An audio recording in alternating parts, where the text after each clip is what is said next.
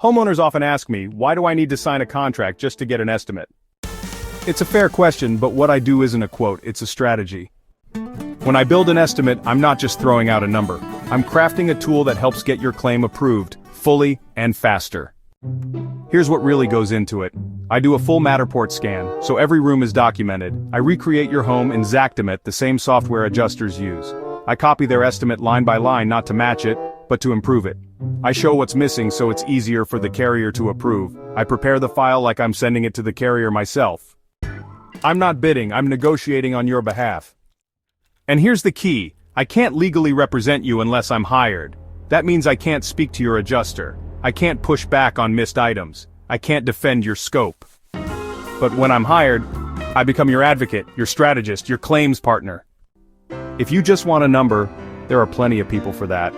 But if you want someone who documents everything, builds your claim from the inside out, and fights for your home like it's their own, then I'm your guy.